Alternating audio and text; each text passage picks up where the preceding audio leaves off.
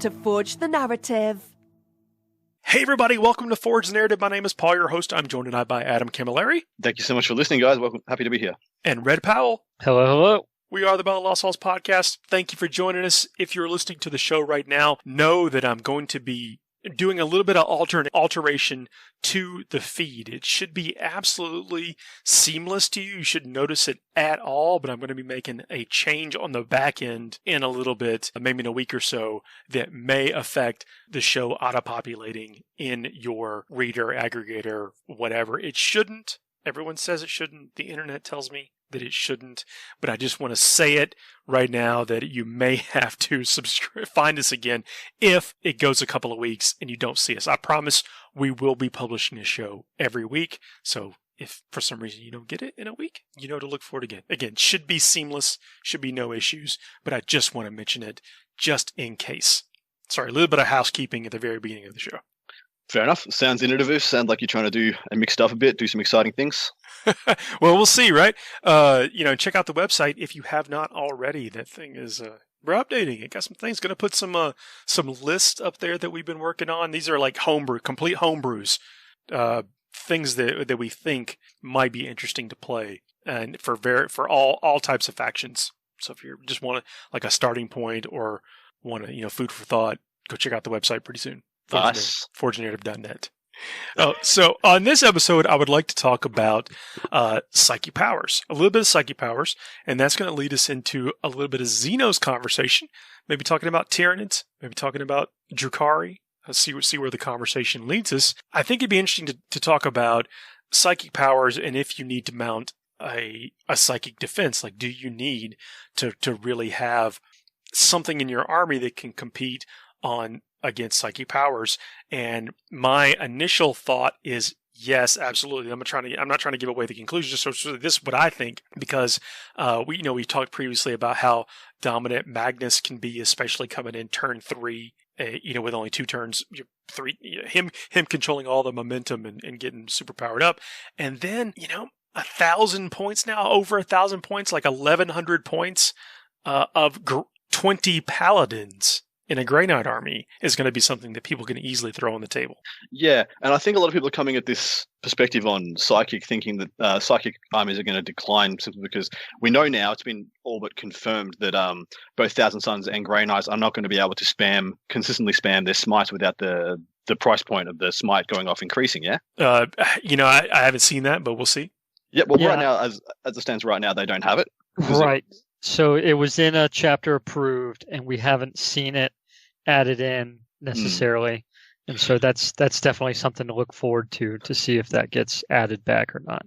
So I don't want to speak horrendously out of turn, but I've had it confirmed to me that it probably won't be added back in. I don't know if that's going to be a big bombshell on the community, but it was on another program, and then it was confirmed to me when I messaged somebody else, and they said, yeah, it's most likely not going to get added back in, or they haven't seen any evidence of getting added back in. I think the omission speaks a lot for the direction that and how well thought out 9th edition is, because I think those mechanics on a shorter board where it's unavoidable getting out of range of some of those things, it becomes really damaging to the game and to the interactive of 2 opponents. Like, you could just play the mass smite, e.g. what we had, the T-Suns Nurgle demon soup that we had that was prevalent by so many players in 8th edition. That could become really erroneous because there's physically no way after turn 1, after that army moves up its first turn, there might be no way to avoid those smites anymore. You can't get out of line of sight from them due to the way obscuring works, and you can't maneuver around on a shorter board enough to stop yourself copping 20 mortal wounds a turn. So I think if G-Dub has done this on purpose, I think it's a really clever choice. It's a way to balance the game. I mean, the whole, what is it, the psychic discipline or something that is, I can't remember the rule of only 1 per thing. I mean, that's a toggle that can be adjusted. And I like the fact that they've proven that they will mess with that. So, I mean, you could be right on. But okay, with that in mind, though, I found granted, with things like Iron Hands, you had the stratagem. And with Eldar, or Eldari, your HQs are typically psychers anyway. So the armies that needed to pack something specifically, like psychic defense, like Necrons, or I guess maybe Tyranids even come with it innately also. Do you need to, should it be a concern? Because sometimes I take like Mephiston. just because he happens to also be a psyker. Mm. Just for that deny the witch. Yeah, and he's got what? He's got a librarian's hood already, and denies it a a +1 when he's in the thick of it and he's nice and close, and that's where you want him as well. He's an absolute butcher, so you want to throw him in people's faces. But I do think of it as like his psychic defense is almost like an afterthought. I mean, I don't have to take him necessarily for that. He comes with the psychic defense, and he's also a beast. I'm talking about armies that may not have something like that, a go-to, a gimme, or whatever that they have to actually invest in. Is it worth considering in these early days of army design? So I think a big thing to think in regards of what you're talking about in regards of defense and everything is that if you end up playing against someone that doesn't have psychic, so like you said, Paul, in regards of Mephiston, you brought him, he's got that nice benefit of the psychic hood and his ability to deny.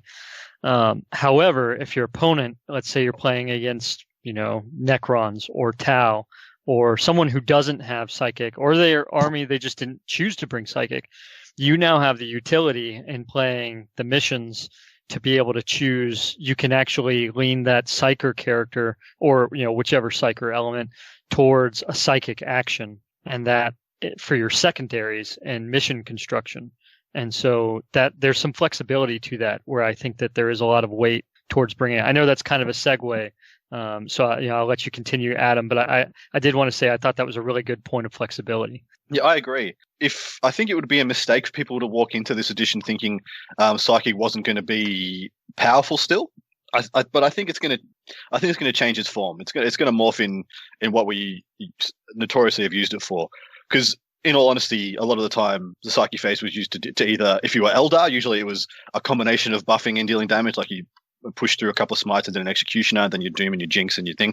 But the doom and the jinx was the value for the psychic. The mortal wounds was the bonus. Whereas T-Suns, that's flipped on its head. The mortal wounds are the buy-in and the buffs are the bonus.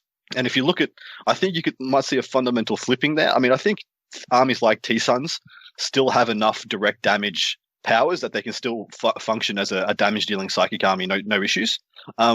Armies like Grey Knights is where I think it might get a bit more interesting. Grey Knights legitimately have a good swathe of buffs, and a lot of the time they don't get used. Like, I can tell you the amount of times people haven't bothered using Hammerhand on their paladins because they're just like, well, they're just going to kill whatever they go into anyway.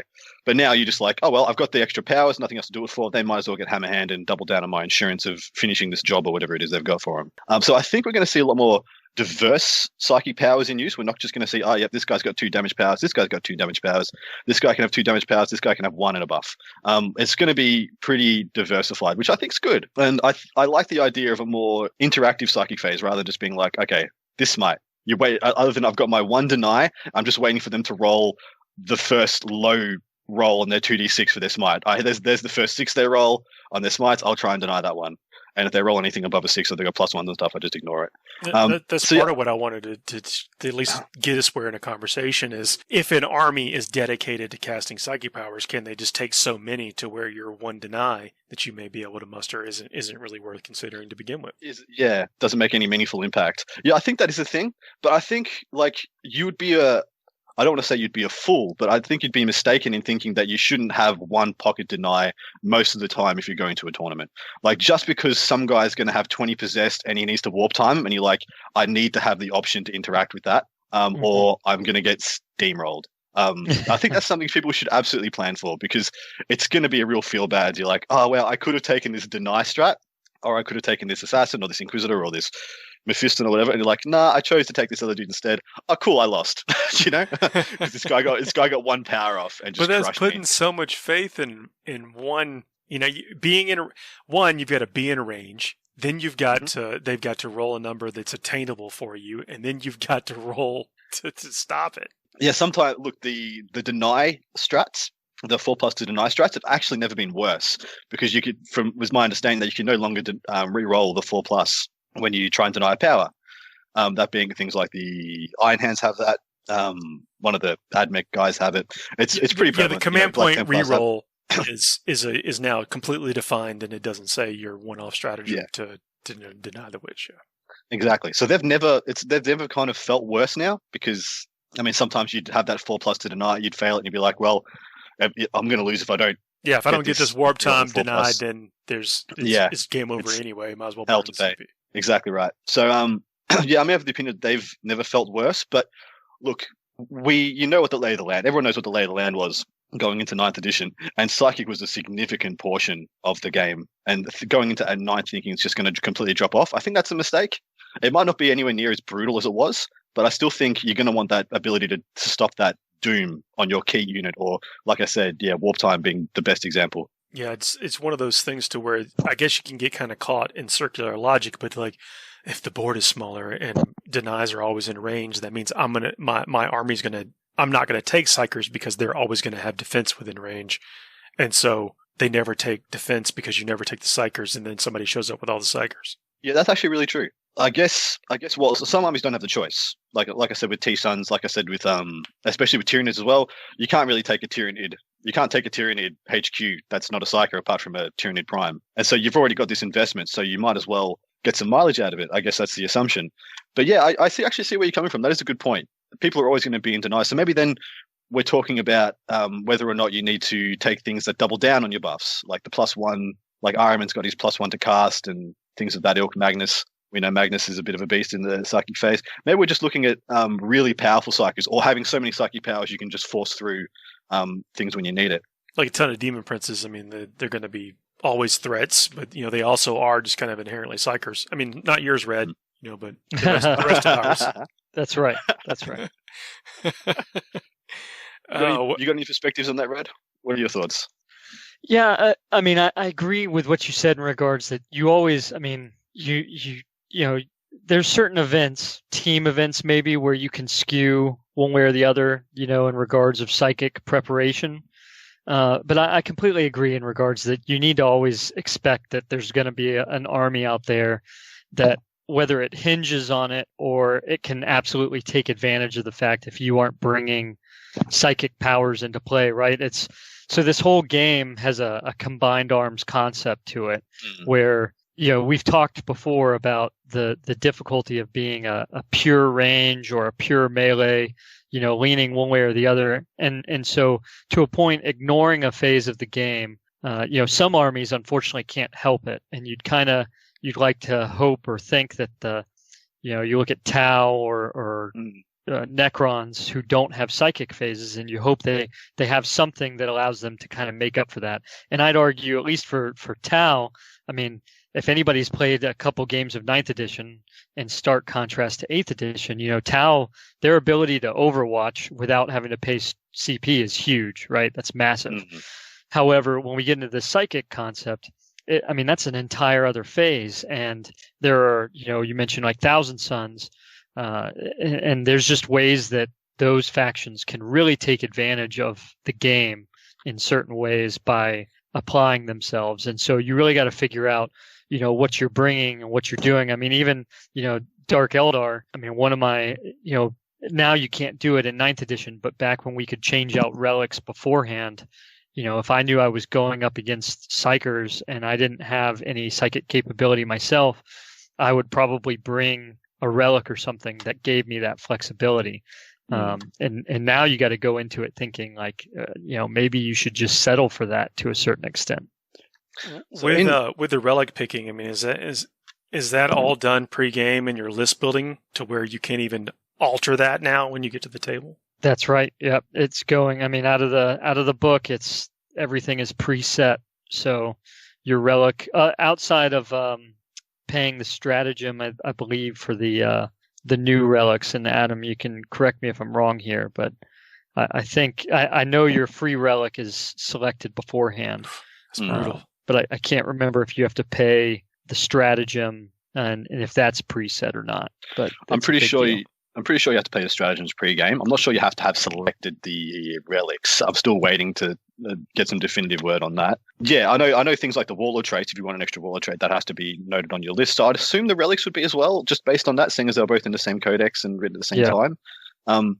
But yeah, there's still some ifs and buts there, so there still needs to be some definitive answers. I'm pretty sure like the first couple of tournaments will show us the way pretty much. Right. They'll show us what the standards are supposed to be. I think it's a little bit different when you're playing with a buddy. You kind of know, hey, where do you bring in? It is kind of fun to show up with the blind list sometimes. Absolutely, and then you have your fallback of he tailored for me because I didn't know what he was taking. He knew what I was taking. Oh, I love and the then if you crutch. lose, you're Yeah, like, I love the crutch talk. That's like, oh, he knew I didn't have any this or that or whatever. Yeah. Oh. He knew I wasn't bringing any of the new melter guys, so we brought knights, and yeah. He brought out all his obscuring terrain. I couldn't even see him for 3 turns. Question for Red. So you talk about combined arms approaches a lot, and for those who don't know, Red is are you a colonel or a major? I'm only a major. Only a major. Only a major in the biggest army in existence. In theaters of war, contextually, whatever you're able to divulge or give us insight into, would you ever go into a theater of war where he always did? I'm sorry. That's fantastic. Would you leave an asset at home when you have the ability to take it? Like when you have the ability to take it, and you even though you might not need it in every theater that you're attending during this battle, would you still take every asset you could? Yeah. So there's I mean, to be fair, Adam, that's kind of a loaded question, right? Yeah, it is totally. Because I'll just say, I mean, up front that when you fight, in this sense, especially in an existential sense, I mean, you fight to win and you fight to survive, right? And so if you are in that mindset in a much more realistic sense, like, you're playing for keeps, right? You're playing to win and you're playing to survive at the best possible margin. And so that kind of steps a little bit outside of our spirit of the game to a certain extent, because it's at that point, I'm not necessarily concerned about whether or not you're enjoying yourself. And so when it comes down to that, I'm going to bring, it would be ideal to bring absolutely every single thing that you can in order to ensure that you do that, right? Now there's some other elements to that in regards of the elements of operational art, in regards of if I'm doing this over time and I'm tying tactical execution to strategic objectives. There's certain ways in how I want to do things and how I phase it so that it's operationally placed, and because you don't want to culminate too soon, right? You don't want to go into an event or something. Unfortunately, in most tournament settings, it's not necessarily to the extent that your wins or how you won is as dependent upon your next game and so on and so forth. It's not like you play a game with 2,000 points and then the next game you're only playing with what you kept alive from the first game or something like that. Yeah. Right. So you're not having to worry about that as much. However, to put it in terms of tournament play and whatnot, you do score points, right? And points kind of determine your degree of success. And so if we take the 9th edition system for how you score points, to an extent, you've kind of got to be aware in a more operational sense of, well, I scored only 60 points. I might have won in the last game, but I only scored 60 points. And there's someone out there who won and scored 90 points, for example. And so now in the next game or the game after that, but to get back to your point, so that what I was just talking about, those were some operational goals. In the tactical goals in the combined arms sense, if you're going to win, and again, that I don't want to step too far outside of the spirit of the game in this context, you should absolutely be prepared to bring what you need in order to fight, win, and survive. And if that's what you're going for. I thought you were going to bore it up with some logistics talk. So I guess it's up to me. I got to bore it up. I was about to say, despite that being a very loaded question, I think that was a very amazing answer. Thanks very much, Red. Absolutely amazing answer. So I think part of the logistics of building your army list, though, is we have points to contend with and only insert so many resources, relics to spend, CPs to spend, points to spend, and then you've got to make some. So it's not I'm not trying to say anything, but like real world military has to deal with that in some way as well, and maybe that's the situation that your pretend army is in that day. Yeah, absolutely. And so to your point, Paul, and you're right. So points are the abstract representation of logistics in this game, right? Yep. It's what you can logistically support into the field of battle, and that you're absolutely right. And to a point, detachment constraints and the CP, and all of those are abstractions of really kind of the background logistics to the game. And so you're right. Like, you sit there and you look at what you got and what you can bring. And so, you put that in a real world context. You can't bring tanks to the fight unless you have fuel, unless you have ammo. They don't drive unless they can guzzle, about 16 to 30 gallons just turning them on.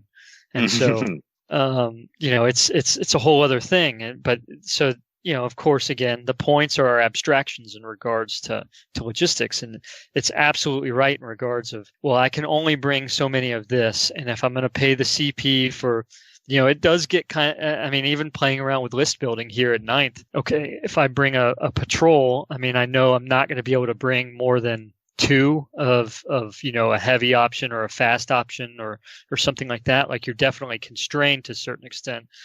But if you go as far as bringing a brigade and you put out the CP to do that, then you've almost got a reverse constraint in the regards that you have to bring 6 troops. You have to bring 3, elite, fast attack, and heavy. And that constraint is something else entirely in the regards that you have to find something like you have to make sure your efficiency of points fills that, right? So that's a really good point in regards to the abstraction and how you weigh out points and what you need to accomplish in regards to certain missions. Man, we almost went narrative there for a second. Yeah. Yeah. That's cool though. This is great. This is this far has exceeded the expectations of talking about whether or not you need a psyker, and I think that's this is fabulous.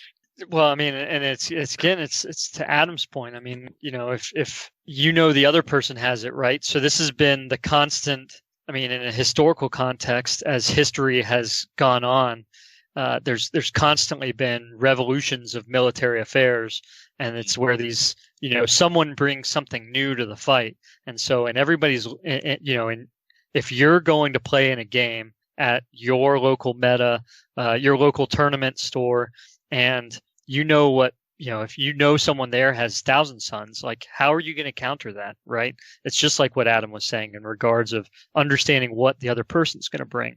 If you are going to a bigger event and there's going to be a wider range, you can go on all the sorts of groups online or, listen to some more of what we've got to say in regards of what people are doing and what's cool out there and whatnot. But probably someone's going to have some psychic capability. And how are you going to mitigate that? I like you mentioned with Khorne, I didn't have that capability. Nobody in Khorne has psychic, there are no psychers because Khorne hates them. However, I did have stratagems and relics that I could bring to essentially fight that back. And it was effective to a point. I'll take the stratagem, which is just, similar to like what Black Templar have, roll on a 4-up and it automatically denies the stratagem. I'll take that 50% roll. But that, again, I had to factor in that I had something to fight it back because otherwise there wasn't going to be anything else. Well, at your local game stores, when tournaments kick back up, or if you're playing in a smaller group of people, you can actually plan within a reasonable assurance of what you have the possibility of facing. What you're going to face in round 2, what you're going to face in round 3. You kind of know, especially if you're dealing with 10, 12 people or whatever that you play with. In a major or a huge event, several hundred people, outside of just the clear like Iron Hands menace, that we were in with this with this last set of round of codexes or whatever. It's a crapshoot. So you really can get away with taking more, I think. But Adam, I think you hit it on the head earlier about having that pocket psyker if you can. Like if you can get away with it without too much of a tax, then there's, even if you don't plan on being offensive with it, there's probably typically like a buff or something you can do, or or a debuff that you can enhance another unit with in the psychic trees. Like the psychic trees are, I think, rich enough to where you're probably not often like hamstringing or reducing your effectiveness if you take a psyker in your army. I want to point out that notoriously, unless it was two super psychic armies, e.g. things like Eldar versus Nids or T-Suns versus Grey Knights, or any combination of those, your single point of psychic defense usually wasn't being used to stop a psychic power. An offensive psychic power, unless it was a super smite, and you could just 4+ shut it down. Usually, most of the time, you were saving them for a buff, a buff or a debuff that was going to negatively impact or significantly change the game. Because in all reality, when you're playing against T-Suns, you look at them, you look at their listing, like you already calculate, all right, I'm going to take X amount of smites per turn. But the smites aren't going to beat you because that's their equivalent of shooting. You were going to take that same damage versus Imperial Guard or versus Gunline Space Marines, That's already kind of calculated. But it's the X Factor stuff, the stuff that fundamentally changes the layout and the dynamics of the game. Things of the ilk of Doom. And of Jinx, of sometimes Catalyst or turning off Overwatch mechanics for GSC. What's the one where they go super Might from Beyond? Things of that ilk. Things that fundamentally change the way you have to conceptualize the battle. Those are the things you usually save that pocket for. And I think that reason is still there in 9th edition. I don't think that's changed whatsoever. Like a Quicken or something. That's you just have it. Yeah, exactly. Yeah, in your back pocket. And in some armies you can get away with it almost basically for free. And in Guard, a primary psyker is 50 points. Yeah, and you're already probably taking him to buff some tank commanders or some Bullgrin of some kind. You've already got an Astropath or two. It's already there. So why wouldn't you just double down and ensure you're going to have it when you need it? Yeah, and he denies basically the same way at 24 inches that anybody outside of Magnus does. Yeah, and so I will say Tau, to my knowledge, don't have any ability to turn off a psychic power. They don't have any they don't have a 4+ deny. They may have a Warlord trait that I've completely forgotten about that gives them 1 deny a turn or something. I thought there was a 5+ or something. I mean, maybe I'm thinking about from a previous edition also, but they make up for it with shooting. Yeah. Free Overwatch. Free Overwatch. But look, they're the only one I think might be a little bit hard done by in the buffs and debuffs section, just because if they have no ability to interact with those powers, they do just tend to run away with it a little bit. But we know how well Tau is able to adapt to things and how flexible their standard core units are. And I'm hoping those core units expand. If we want to jump into a bit of we'll take a break here in a second. Discussion. Yeah, but Tau, I mean, one of their only quote unquote drawbacks was their mid range. I mean, they're a 24 to 36 inch army for the most part. Now that nobody cares. But that's the game now. That's the best range. Yeah. That's all you need. All right, let's take a break. Thanks for that wonderful discussion. We'll come back and we'll talk. Yeah, promise we'll talk Xenos. Sounds good. FTN is brought to you by Discount Games Inc. Please visit them at www.discountgamesinc.com. And don't forget to ask Jay about ways to save even more on your hobby projects. Hey everybody, we are back, ready to dive deep into the Maw of the Warp, the ever-churning devourer Tyranids. Yeah, so Tyranids are in an interesting place going into this edition. I think there has been a general consensus by a lot of people out there, a lot of you out there, thinking that the way that they're fundamentally played is going to change, simply because a lot of people believe that they're a horde army and that they're not this great dynamic army that there's one build and that's their best build and they're only going to function like that. And that they're going to be exposed to blast weapons and the board changing, the coherency changes, and all these things are going to be negative for them. I still think they've got a hell of a lot of meat on the bone. I don't know about you guys. Do you think Exocrines are good? Because that's what I want to know. Look, Exocrines, Biovores, Hive Guard, stupendous. All very good units. Where people so a lot of you out there have said there might be some issues is more in their troops choices. Termagants, they're all minimum 10-mans. Termagants minimum 10-mans, Hormagants are the same, Gene Stealers are the same. Actually, are Gene Stealers 10-mans or are they 5-mans? They can be 5-man. Gene Stealers 5-man. Yeah, 5 to 20. I had a feeling they had. And then they got Rippers. So a lot of people are saying, "Oh, why don't we just spam Rippers and everything will be okay?" But that can get exposed in its own ways. I think people are overlooking the humble Tyranid warrior here, and I've got a lot of love for the Tyranid warriors.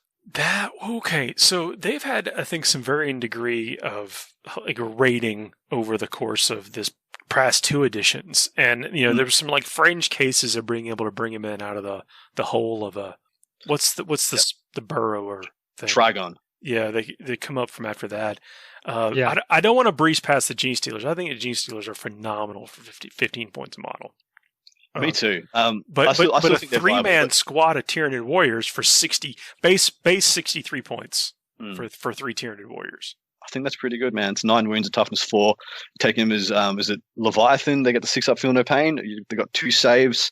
There are a lot of layers of buffs you can put on them now, both in shooting and defensively. Some of those in their codex, some of them from Psychic Awakening. I think they're pretty well placed to be a versatile unit going into 9th edition. Well, I mean, they do have the option for ranged weapons or close combat loadouts. Yeah.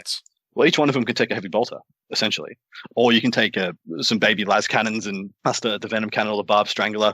There's a lot of versatility there, I think. On top of that, you can kit these guys out to be pretty respectable melee units as well. They can be almost as scary as Gene Stealers, if not more scary, if you're willing to put the points into them. And that means, like, you got to buy a Tyranid Prime and get some Psycho support as well. But I think it's a very versatile core unit. And I like the idea of a lot of Tyranid army starting with a brick of these guys with the -2, so the ignoring -2 rend. I love the idea of that. I think it's a very good meaty unit you can build around.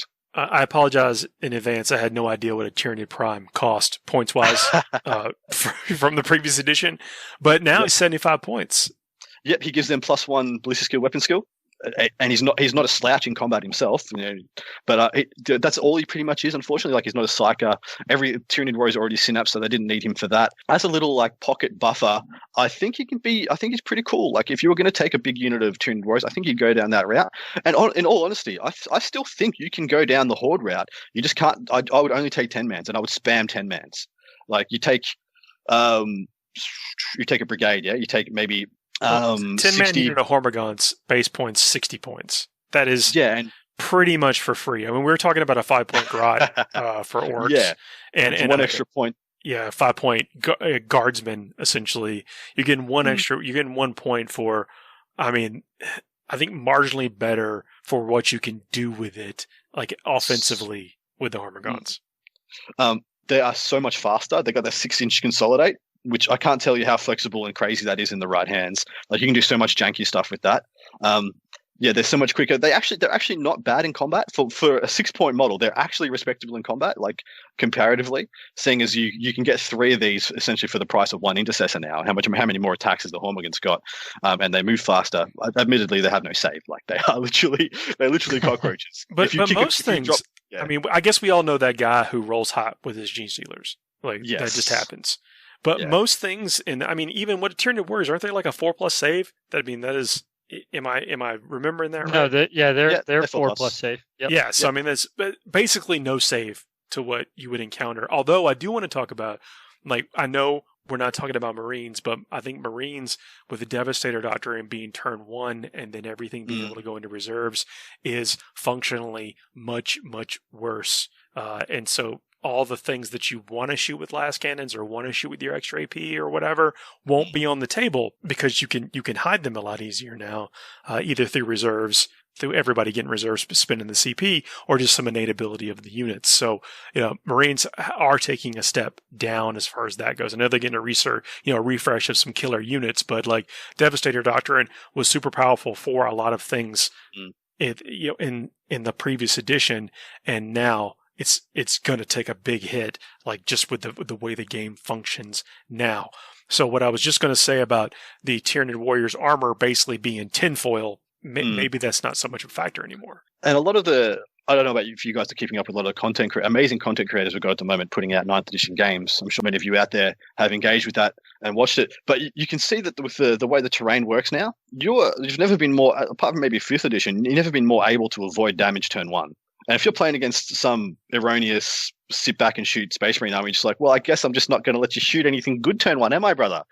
we'll start the game on turn 2. Here we go. It's real. I mean, I guess that the reason I'm mentioning is because I think it's challenging my perception of what's good. I could look at things before and I'm like, ugh, I just, if I don't have an invul or if I don't have, a 3+ save that I could somehow get down to a 2+, then what am I even doing? And now it's opened up. I mean, for a combination of things. You were talking about points, terrain, board size. Like it is a radically different game.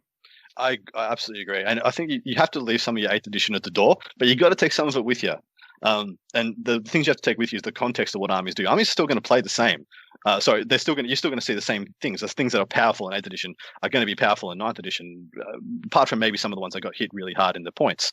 Fingers crossed, Centurions. We don't see 18 Centurions anymore. That'd be a lovely world. But you got to take some of it with you, but leave some of it at the door. Like Tyranid Warriors, yeah? No one would have even looked at them last edition and been like, oh, yeah, that's good. I mean, maybe they had some fringe cases when they got their Psychic Awakening before other armies got their Psychic Awakening, because admittedly, they didn't get a lot. I thought they were going to get, and I hoped that they were going to get a lot more, something that would fundamentally change the feel of the game, but all it did was give them some power units. Like, it took the Execune from being a fringe, very, very fringe unit you take one of maybe in a specific list to, wow, this is actually an amazing unit. It does so much work for me. And in 9th edition, it can move and shoot with and spend a CP to not care and not take the -1s and all these other amazing things. Oh, sorry, it's a monster. It always doesn't take the -1s, but you know what I mean. It's got so many more options there. And I think there's a huge, awesome lease on life that needs a getting at the moment. Things like Tyrannifexes. When was the last time you heard anybody talk about a Tyrannifex, guys? Is that the one that can burrow up and has all the shooting? Like it's got the maw that it spits at people or something?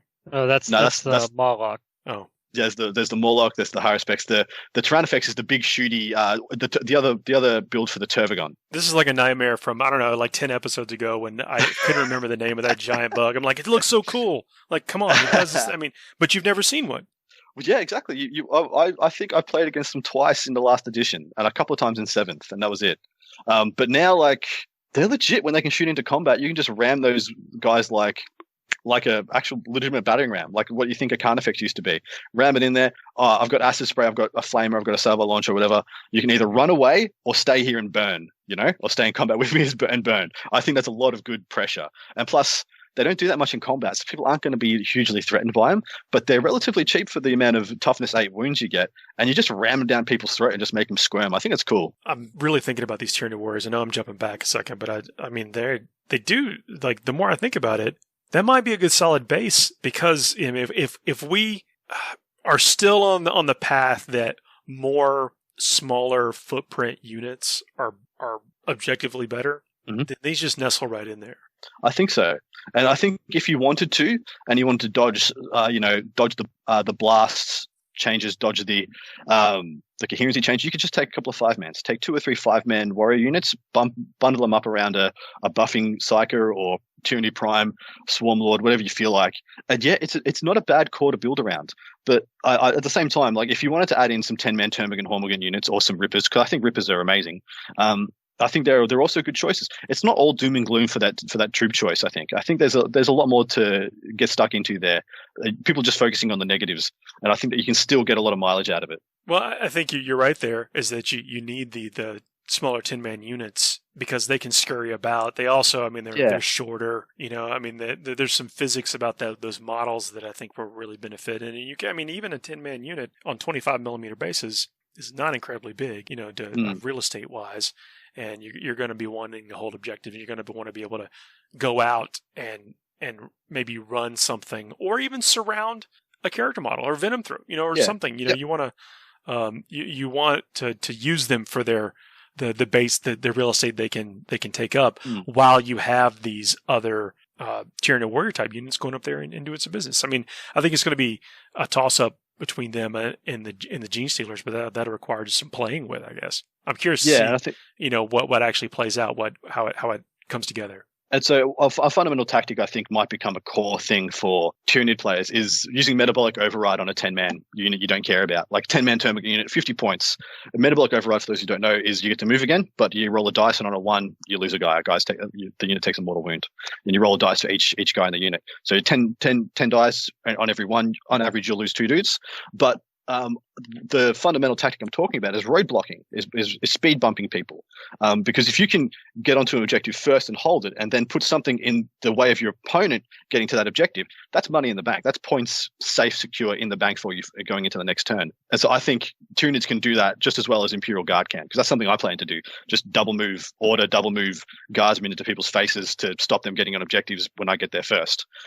So I think that's something Tyranid players should look into, hopefully. And Adam, I'm just catching up to you. So I'm back on I'm now to the Tyrannifex. Love it. Sorry. That thing is toughness 8, and is it still 14 wounds? I think It's up there.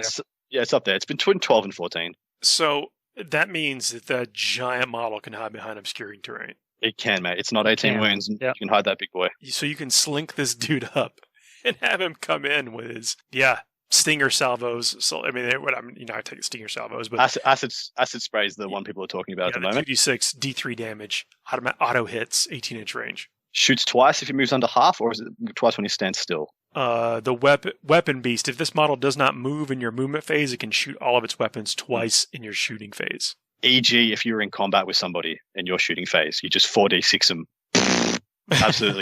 absolutely, yeah, ruined. That sounds pretty good. And that's without buffs. I mean, I know the toxin sacks and the adrenal glands. I think that gives it. So toxin sacks, that gives another damage, I think, on the sixes in combat, and adrenal glands, I think, is +1 advance and charge, I believe. I could be wrong there, though. No, that sounds right. Yeah, I don't mind this. On a T8, 3+ save. Yep, I think they're pretty good. I think they've got some work now. And even if you wanted to play a defensive Tyranid list, one or two of these guys just as problem solvers, like if someone who chucks some, you're playing against Red, so Red chucks 2 Intercorn Berserkers in them, and you manage to tap and get those guys to tapped in combat and roadblock them with a Tyrannofex because they'd go straight through the Termagants, it wouldn't make a difference. He can legitimately stop them, and then you're going to make Berserkers fall back. Red's just going to be psychologically put off by that. He's going like, I refuse to fall back. I'm World Eaters. We don't do that. And then you just get sprayed to death. You could functionally surround this guy with the gaunts and people couldn't get to it. You would get to be able to do your acid spray. Like you have to move if they're up there, and then again, like you said, roadblocked, and then it gets to acid spray for 4d6 and then charge something whatever's left. Yeah, and on top of that, he has got the pocket stinger salvo, which I think is just a heavy bolter. It's 4-shot heavy bolter. It is. Strength 5 -1. 5, -1. Yeah. 24 so inch it's pretty great. Yeah, and is it 18-inch range on the acid spray? 18. Yeah. Yeah, it's a torrent flamer from ages gone by. It's legitimate. I like it. The D3 damage is really significant. It is. It makes intercessors squirm, man, which I like. Anything that bothers Space Marines is good in my books. Yeah, and Grey Knights too. I mean, the Paladins. Yeah, absolutely. Yeah. There's been a lot of talk of Terminators coming back. Remains to be seen, but two wound models with this many shots, you're going to peel through them with it's only neg 1 AP, but it's compensated by auto hitting because he's got a 4+ ballistic skill otherwise, but auto hitting just totally gets around that.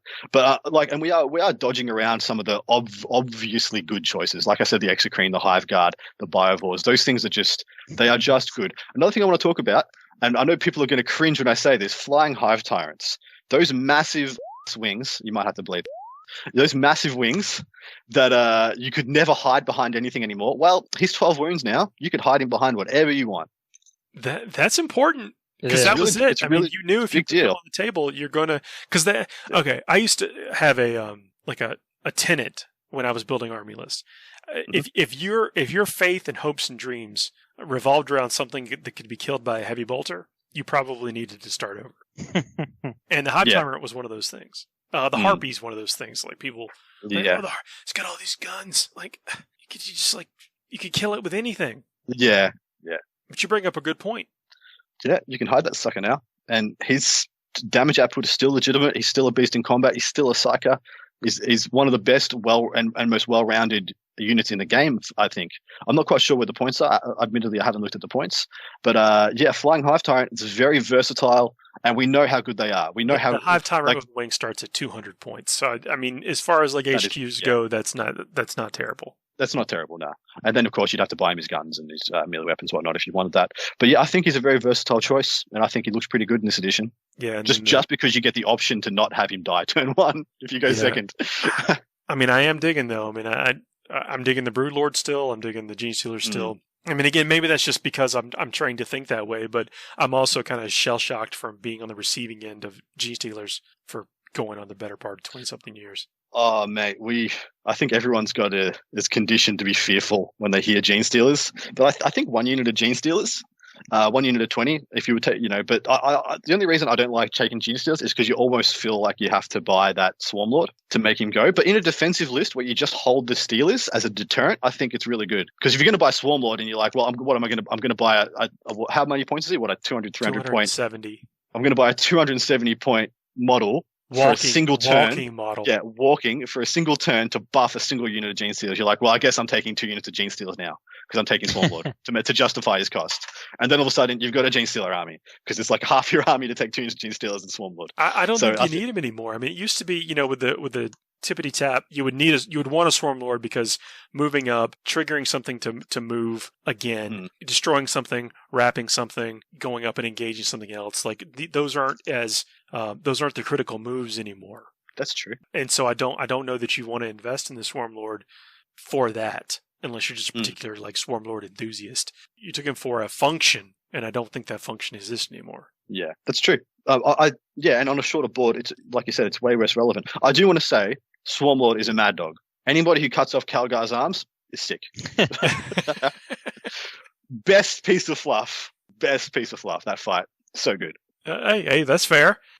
You make a great case for the Flying Hive Tyrant. I mean, not that you needed to make a case for the Flying Hive Tyrant because it's a staple. I mean, it's got the psychic powers, it's got decent shooting, and you don't really have to. I guess you could technically also gear it up for hand to hand if you wanted to, but I think the psychic buff and the shooting is I don't think that's changed. Yeah, for what you'd want. But the Broodlord, though, on the other hand, also has some of that. And it gets to run shotgun with these Gene Stealers, which it gets a ton of movement. So, I mean, I think that's gonna win out. Yeah. Well, and again, with a lot of this not being, we're not necessarily rushing. Of course, you want to kill, your opponent's army and everything, but to a point, we've talked about board control and the importance of board control in 9th edition, and talking about Hormagaunts and what they can do, and talking about a bunch of small units or even the warriors, right? I mean, like Adam, you mentioned having warriors, and you've talked before about the MMUs, right? The multiple medium units, and having those to sit on objectives, but also just like Paul was saying with the roadblocks of Hormagaunts, and then to be able to have your vanguard Gene Stealers to wrap around one of the sides or something like that to be able to sweep into your opponent's line. And I do think there's a lot of flexibility to the Tyranids, especially because of their synapse and they don't take morale tests as long as they're within range. And so those roadblocks just aren't going away. And you don't care if they necessarily, vanish, but they definitely can still serve a purpose. And so there is I do think that the game now with board control almost lends itself a little more towards really enabling the Tyranid player's mindset of having these throwaway pawns because they're fearless. They're going to disrupt the enemy. They're not going away.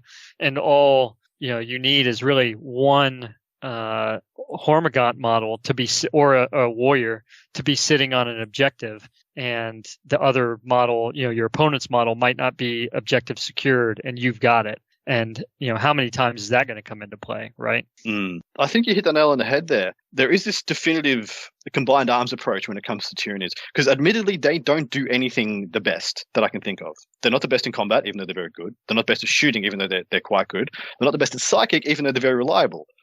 But a combined arms Tyranid army can do a lot of things very well. And I believe the MMU, thank you for bringing that up and jogging my memory. MMU is absolutely a way you can play Tyranids. And that army that you build in an MMU style with a couple of medium units of Hive Guard, maybe one big gear if you want to double shoot it, a couple of warriors, rippers, maybe one pocket, yet a stealer unit, and with some synergy, just building around that core, I feel like it can do a lot of things really well. Like I feel like there's a lot of meat on the bone there, especially going into these missions. These missions, I feel like, can be played to Tyranid's favor a lot. Talking about Gene Stealers still is the infestation nodes. Those things, I think, had a lot of utility in 8th. And now, if an enemy model's ever within 9 inches of the infestation node, the node is destroyed and removed from the battlefield. I think people are going to find it a lot easier to get within 9 of those things. So I wouldn't bank on that. But at the same time, if you want to save a couple of points on strategic reserves, there's an easy way to not spend CP, to spend a couple of points instead. So that could be a thing on a niche play. But yeah, I can't see it being that reliable because, like you said, you play against Raven Guard and they're just like, nah, bruh, turn it off.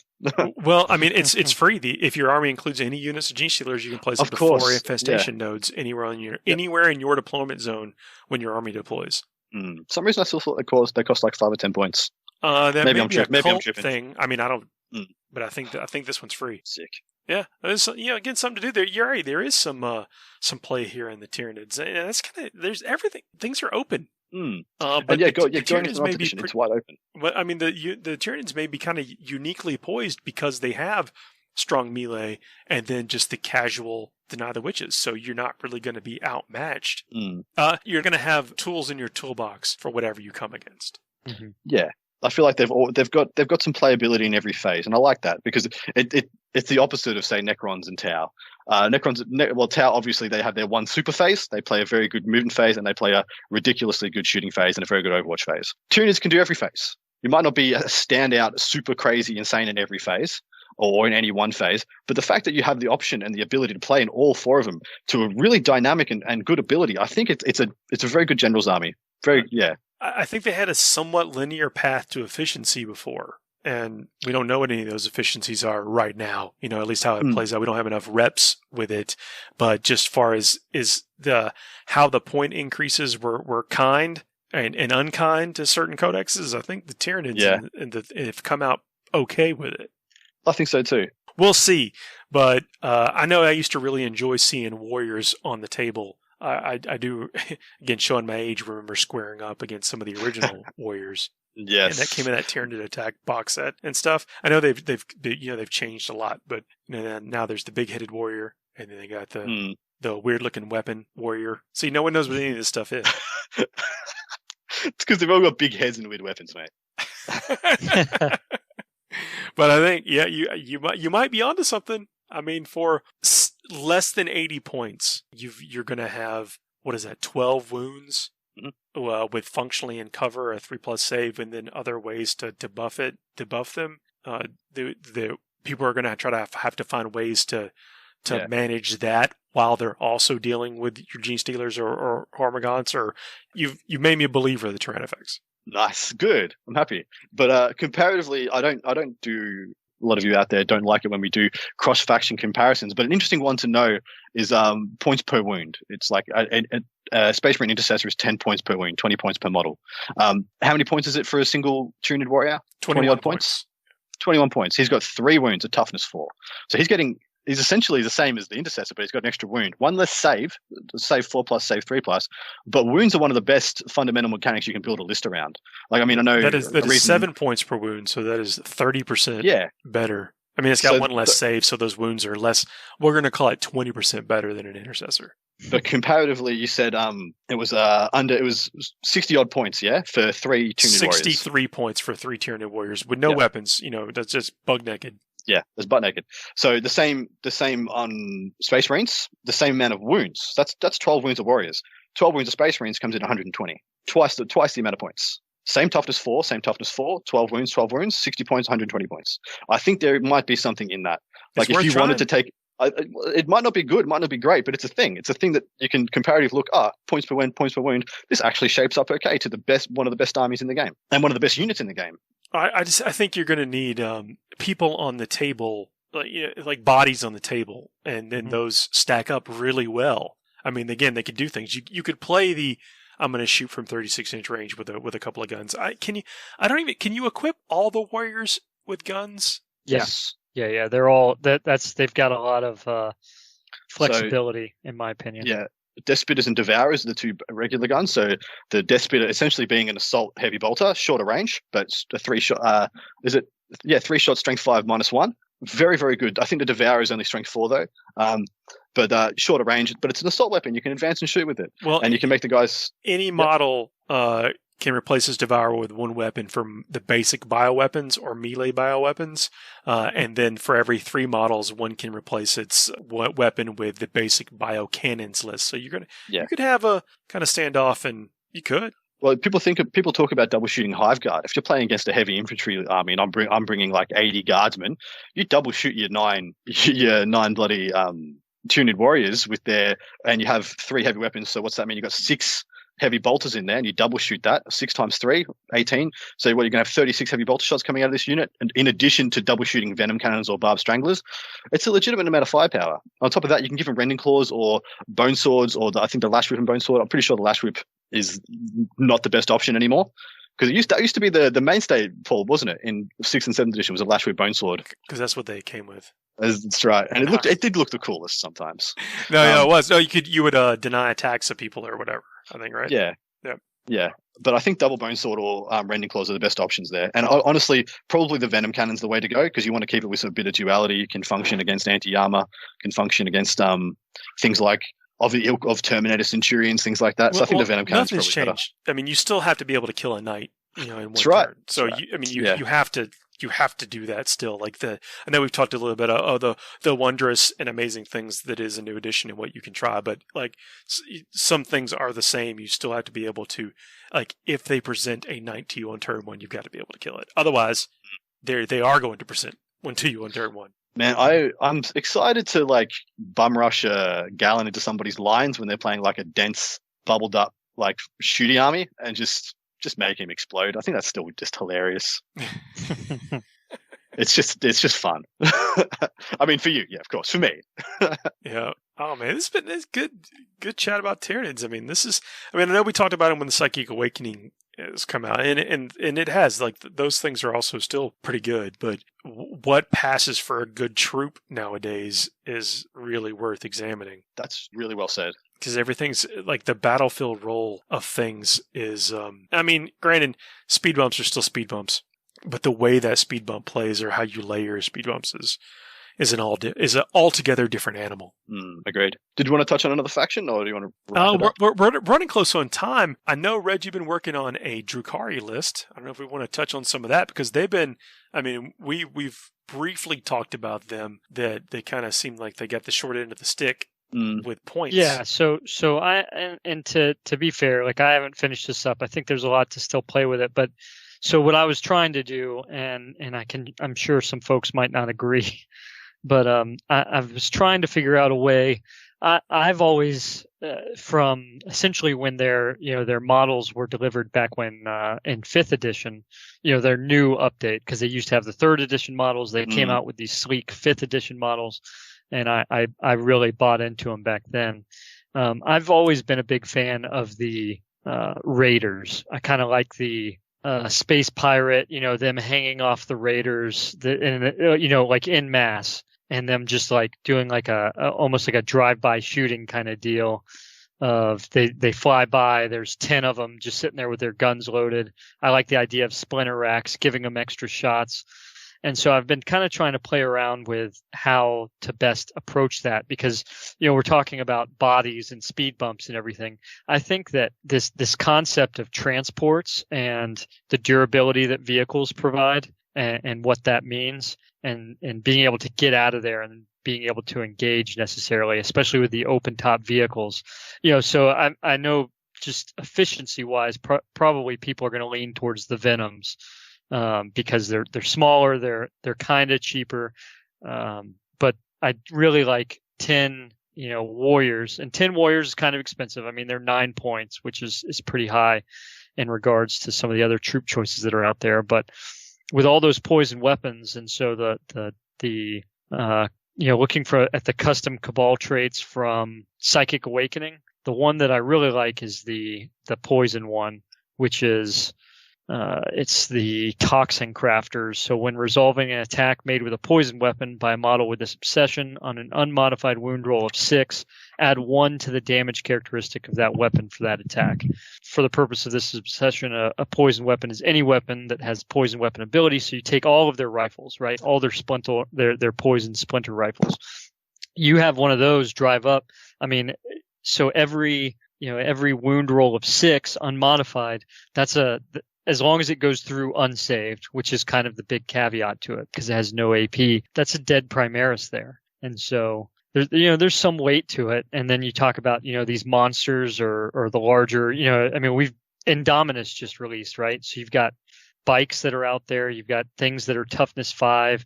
People are looking at Death Guard and their higher toughness and their resiliency and everything. To a point, I understand the struggle with Drukhari to a certain extent in this regard is that they're lacking AP. But I do think that they can add a wealth to it of being able to maneuver on something with whether it's Venoms or Raiders, and to be able to engage at range and without, minimal with minimal penalty. The what I was looking at, the second trait was the mobile raiders, which adds 3 inches to the move characteristic of models with this obsession that can fly. So you take all of those raiders or venoms, and now they're moving at, I think that's 17 inches of movement, and then a 12-inch rapid fire range. I mean, it's just a lot of firepower that can be put out. And so I think that I understand that it seems kind of pricey for what they went from, but I do think that there's a lot to apply to that. And so I'm trying to figure out exactly what the right balance is. And then to have, I was a big fan of grotesques in 8th edition. And I mean, those things are tough, right? Especially you take Prophets of the Flesh. They've got a 4-up invuln. They've got a Feel No Pain. They would soak so much fire. That's right. And so to have them, like, they're perfect, like a tar pit unit to hold things down while the rest of the units are either moving to objectives and holding things down one way or the other. And there's a couple things they've got in regards of leadership, the phantasm grenade launchers and things like that. Like, you just need to be able to drop leadership a little bit here and there and cause those attrition tests. And you can get a lot done with that. And so, I think they've got some good possibilities. I need to keep playing around with it a little more, but I don't think that they should be discounted. I do think that there's a good mix between what they offer ranged wise and what they can do in melee. You seen the Venoms? I mean, how do you think they're functionally going to fare? We talked up vehicles a lot, especially vehicles with high rates of fire, and right. They have that. Yeah, absolutely. I mean, and they come with a 5-up invuln, and they're automatically a subtract 1 to hit rolls, right? I mean, that's kind of the typical loadout for them. If they have 2 splinter cannons, I mean, that's 2 rapid fire 3 weapons at 36 inches. So at 18 inches, you're talking about, 12 shots right there. And if they're able to move, so I'm sorry, when I said their movement, so their base movement is 16 inches. And so you add that trait onto them and they're moving 19 inches, and then at 18 inches, so that's at rapid fire range, you're talking a total threat range of really 37 inches with that kind of mobility. That's some pretty serious movement in all cases, and they're relatively durable. I mean, they're toughness 5, I acknowledge that, but that -1 to hit and the 5-up invuln, it's not necessarily something to dismiss out of hand, I guess. Well, I mean, toughness 5 is sometimes the equivalent of a toughness 7. And it can be, yeah. I mean, exactly. When somebody's needing 5s to wound him, strength 5 is going to be something in the game, but just don't present the targets. You get that option now. I mean, obscuring terrain is a real deal. Yeah, and threat overload, right? I think Venom spam still has a place in the world. I don't think that it should necessarily be discounted out of hand. I think that there's some other things that can be taken advantage. This is me just because I have a lot of Cabalite warriors that I am a fan of that aesthetic, and so I'm just looking at the Cabal so far. But I know that there's a lot more in regards of Psychic Awakening. I know you might not be happy with a lot of the stuff in there, but there's definitely things that we can use together that we can still make work. I love the new Incubi models, with Drazar and everything that came out with the Phoenix box set. Like, I mean, they just look so good. Like, why wouldn't you want to find some way to make that work? That's a great point. Yeah, I mean, grotesques are good. Grotesques are tough and durable. I think, but you've got to build around them. Like, you can't. You have to take the Prophets of the Flesh or the Homunculus army. You can't just sprinkle them in to a list. That's right. When you start including grotesque, that becomes your list. It does become a healthy part of it for sure. I mean, that's where, another consideration, especially with blast weapons, the flyers and their missiles, all of their missiles for the Razor Wing jet fighter are blast weapons. They're all D6. And so, you consider some of these, like we were just talking about, 10-man Hormigaunt squads and whatnot. Or if you make a bigger Gene Stealer squad, I mean, Razor Wings are going to be great for managing some of that to certain extents. Because they're at least going to get 3 on those units, and if they're bigger units, they're going to get a full-on 6 hits right away. And so, I think that they've got a lot of applicability. It's just this kind of brainstorming, forming, norming phase we're in with just starting off 9th edition and what's going to do what while we kind of get our gears going. Heck yeah. Well, we're going to continue to walk through some of these factions and, want to hear ideas from what's working and I mean, what isn't? What are the things you're most excited about doing? That's what we want to hear. And you know, we're going to talk about, of course, with the things that's exciting to us. So hopefully you want to join us on this journey. And just touching on the Dark Elder side of things, I think players out there, a lot of you out there, look at an army and you want to know what the core is, and that's why I gravitate to trying to talk about things like those Tyranid warriors I was talking about before. And you might notice I do it in other episodes. I talk about the thing you want to try and build your army around. I think that's where there's a bit of haze with the Dark Elder. People don't quite know what's the core, what's the style of the list they're trying to build around. I will admit, like the points increases to Venoms are a little bit awkward. Like with the double splinter cannon, it goes up to 90 points.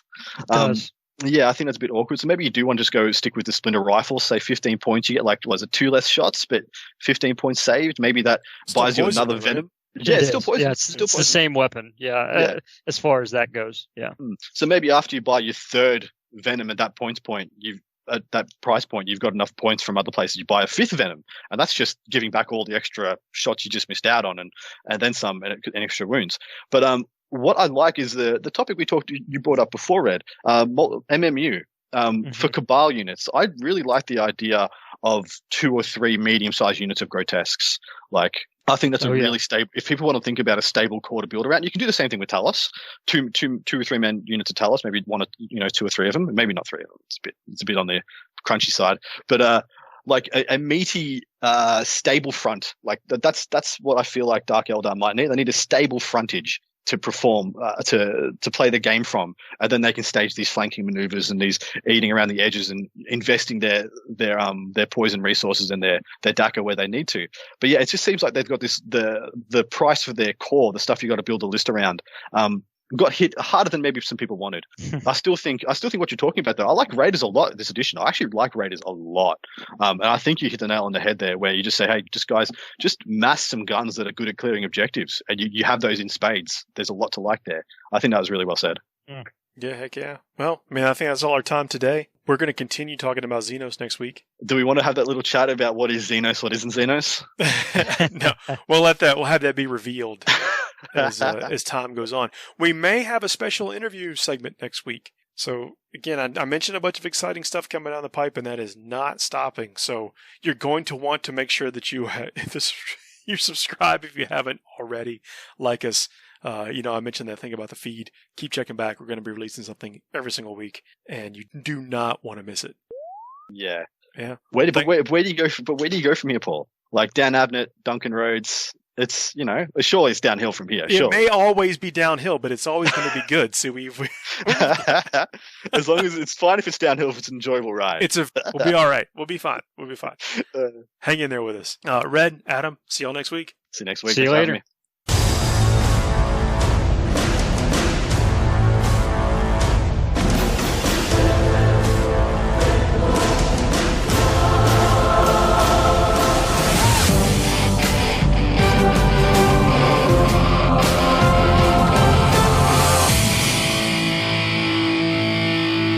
Puts baby in the corner.